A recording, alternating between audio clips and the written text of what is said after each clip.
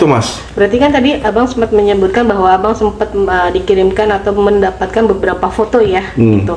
Apakah nanti foto tersebut akan Abang keluarkan atau Abang publish untuk menyerang balik pihak Novi atau bagaimana sih, Bang? Oh ya pasti. Dan Mbak bagus sekali menanyakan itu. Yang saya dapat bukan hanya foto, tapi kopi dokumen. Oke. Ya, ini bukti pemalsuan Novi, KTP palsunya. Anda lihat, ini sudah saya tutup data-data pribadinya, jadi tidak ada data pribadi. Ini udah saya tutup semua nih, kecuali satu hal, nama sama tanggal lahir. Jadi Novi itu tanggal lahir yang sebenarnya, tahun lahirnya itu 1991. Dia bikin jadi 1994, dengan sengaja ini. Nggak mungkin dong lu pakai, ya kan, ini 2017 lo masih. KTP-nya 2017, dia baru ganti 2020. Berarti sejak dia lahir, 94 sampai 2020, 16 tahun dia tahu tahun lahir dia 91. Kenapa lu rubah 94? Hanya mafia yang melakukan seperti ini. Kenapa saya bilang? Ya kan? Satu, untuk menipu orang. Ya kan? Orang tuh biasa palsuin begini untuk nipu. Nipu dari yang paling kecil lah. Misalnya ketemu cowok, lu usia berapa? Usianya 30, dia bilang 27, Mas. Dimudain. Dan itu nggak boleh. Apapun alasan lu nggak boleh. Ini melanggar pasal 266 KUHP yang berisi pidana memberikan keterangan palsu dalam akte otentik. Ya, suratnya asli, tapi keterangannya palsu. Dan jangan bilang dia nggak tahu. Oh, sih nggak tahu. Kesalahan dari mana? Di Sukcapil. Mas, ini ada selain dari sini saya ada dokumen-dokumen lain. Baik dokumen kependudukan, dokumen dari dirjen-dirjen kementerian lain, ya. Dia menggunakan tahun 94 semua. Dan nanti itu akan saya berikan ke pengadilan, polisian. Dan ini serius loh, ini pidana serius. Dia ngatain saya pemalsu KTP. Lah lu sendiri malsu KTP sekarang gimana? Ya kan, belum ada yang laporin kan? Gua akan laporin. Di situ simpel kok. Lu laporin pasal ecek, pramugari lah, apa segala, nggak masalah. Saya cuma tinggal nunggu satu surat lagi dari kementerian menyatakan bahwa tahun lahir dia adalah 91. Kalau secara online saya udah dapat. Secara online saya udah dapat. Itu tahun 91, ini dicetak 94. Feeling saya ini palsu. Apa? Ya. Menurut saya ini palsu. Pertama nicknya 91. Jadi nick itu, Mas, ya.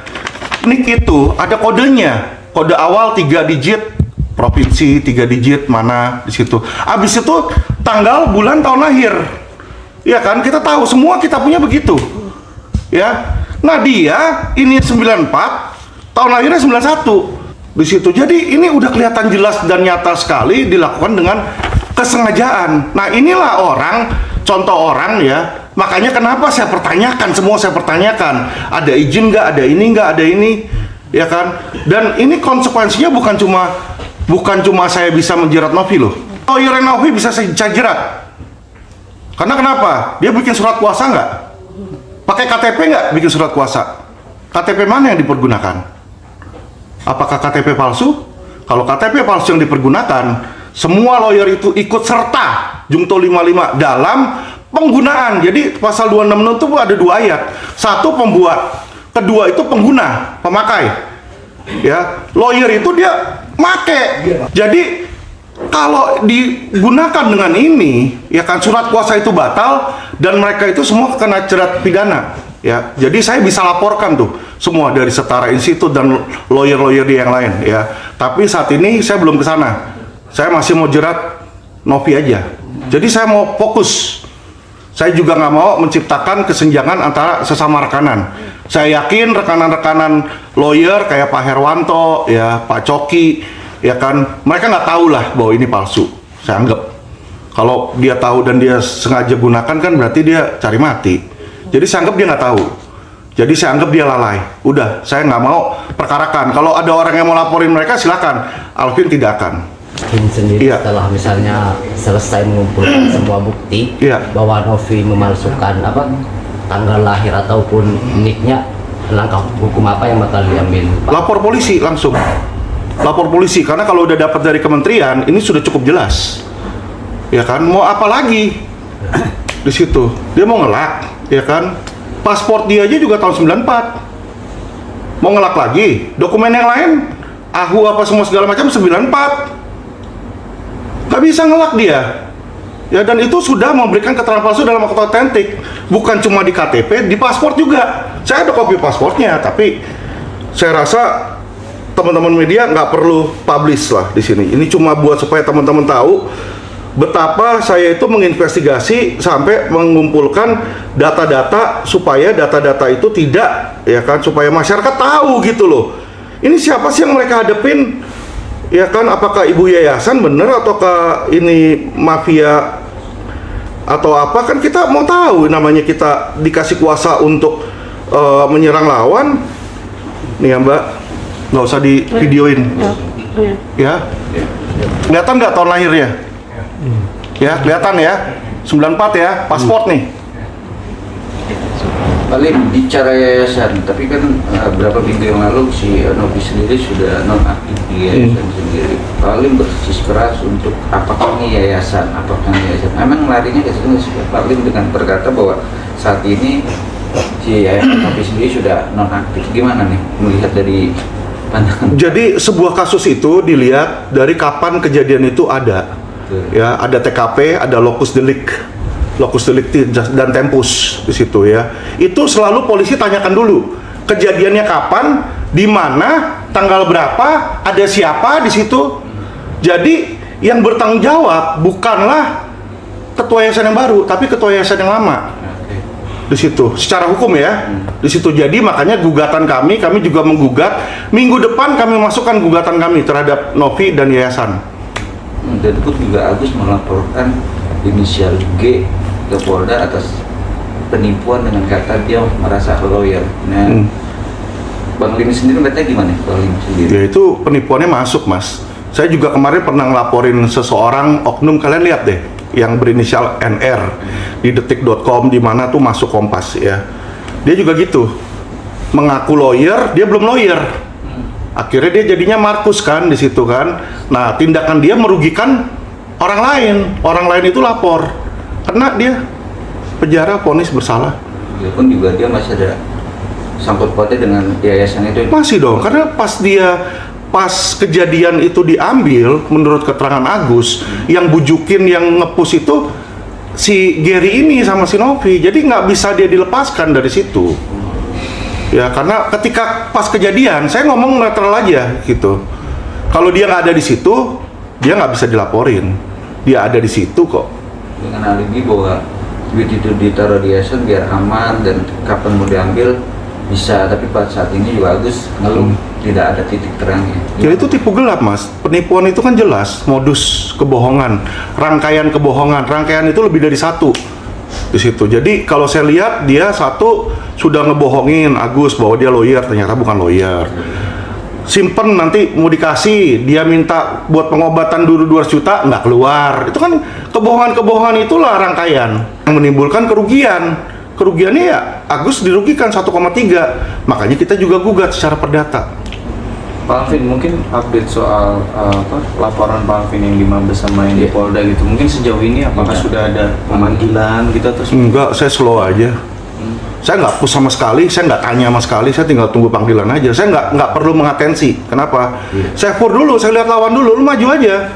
Kalau dia udah pada di SP3 juga nyali dia udah kempes, saya yakin.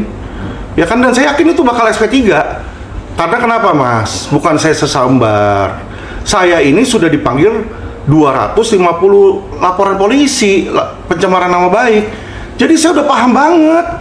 Jadi kayak Mas tuh udah misalnya nyetir 250 kali, masa nggak bisa nyetir, kan nggak mungkin. Jadi saya udah tahu belokannya di mana, remnya di mana, di situ. Dan saya ngeliat begini, aduh, ketawa. Makanya saya bilang sampah. Bukan saya meremehkan mereka. Ini adalah akibat mereka tidak tahu hukum pidana.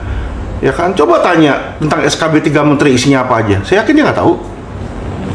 Tapi kan kemarin juga berpendapat juga dari kuasa hukumnya Pramugari ya kan, dengan apa yang dikatakan itu, dan saya bertanya bahwa banyak bukti lagi yang akan menjerat, dan ini hadiah ulang tahun untuk di tahun baru. Nggak apa-apa. Dari situ kan kelihatan nih tingkat buruknya dia. Ya kan, berarti kan dia masukin ini berdasarkan muatan kepentingan di situ. Nggak apa-apa, nanti ulang tahun saya juga Januari kan deket kan, suruh bikin LP lagi. Iya, jangan stop di situ. Lah iya, ngapain pusing-pusing? Dan kalau dilihat pramugari-pramugari yang dia bilang keluarga besar, ya orangnya itu aja. Yaitu adalah lawyer yang dulunya bekas pramugari. Ya dia doang. Coba pramugari yang lain ada nggak yang ngomong? Ya kan, nggak usah jauh-jauh deh, nggak usah dia bilang 100.000, 10 aja kagak ada yang bicara. Nanti saya mau lihat saksi yang dihadirkan berapa orang. Jadi kalau saksinya dia ini misalnya cuma 2 orang, 3 orang mewakili 1 juta pramugari, itu nggak bisa masuk, Mas. Ya kan minimal 10%. Lu harus hadirkan itu. Oh gitu. Lah iya dong. Kan lu ngomong sebagai perwakilan seluruh keluarga besar. Iya kan? Gitu loh. Kecuali lu ngomong pribadi tersinggung. Ini beda. Pasal mana yang dimasukin, pencemaran nama baik, pasal 27 atau pasal 28? Termasuk gugatan donatur dong. Dia bilang 600 orang atau 500 orang untuk menggugat ke PN juga harus ada. Betul Mas, minimal 10%. Ya itu undang-undang PT juga menyatakan seperti itu. Gini loh, dasar hukumnya. Kalau 10% aja nggak ada untuk mewakili 100%, ya kan? Ini kalau ada 10% sekalipun, 90%-nya masih mungkin berpikiran berbeda. Masih mungkin dong 51% bilang, gua nggak rela diambil balik ke donatur, gua ikhlas kok di situ. Nah ini cuma 10, kecil sekali. Jadi kita bisa mengajukan eksepsi untuk minta dihadirkan mayoritas. Dikatakan gugur ya dengan pengajuan gugatan itu. Bisa nggak dihadirin? Kalau dia bisa hadirin konfirmasi dan semua setuju untuk dikembalikan, gugatan jalan, Mas. Alvin update kan Pak Alvin dilaporin 2 laporan di Polda ya oleh Novi Pratiwi. Ketiga kayaknya. Dua satu tentang Pencemaran, satunya undang-undang TPKS ya. Atau pelecehan terhadap perempuan ya. Iya. Gimana itu melihat 2 laporan itu? Sama, udah saya bilang sebelumnya, laporan sampah kan jalan. Pelecehan seksual apa? Lu bagaimana sama orang di ngomongin ditanya doang, lu merasa dilecehkan. Orang tiap malam ke nightclub kok, kata si Pak Pablo. Ya kan 3-4 kali seminggu ke sana. Terus lu deket-deket sama suami orang. Yang kayak begitu masa dilecehkan seksual, Mas? Ya kan, saya baru sweet-sweet atau apa dia nggak suka, dia bisa langsung gampar itu orang kayak begitu.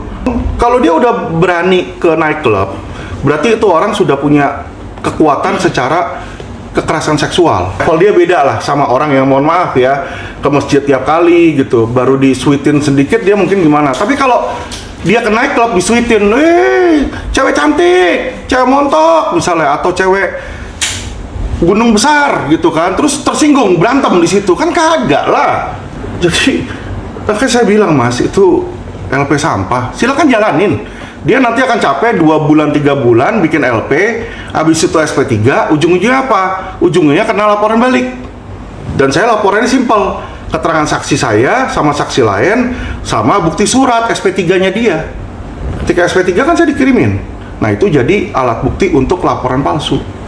Perihal tentang katanya uang donasi untuk Agus ini kabarnya akan dilimpahkan ke yang lain gitu, maksudnya tidak diberikan ke Agus, ini gimana nih Bang? Itu silakan, itu kan menurut dia, ya kan. Kalau hakim memutuskan nanti di pengadilan bahwa itu milik Agus, dia udah kasih ke orang lain, yang ganti siapa? Suruh orang lain gantiin, gak bakal mau, uangnya udah habis, Novi yang kena, kan gitu. Kan Novi yang kita gugat sama yayasan. Siapa mau lu kasih ke orang ODGJ kayak tukang parkir kayak lu mau kasih ke pramugari kayak terserah itu duit. Ya kan, tapi kan seharusnya sebelum inkrah dia nggak boleh kotak-atik. Kalau dia kotak-atik namanya bunuh diri.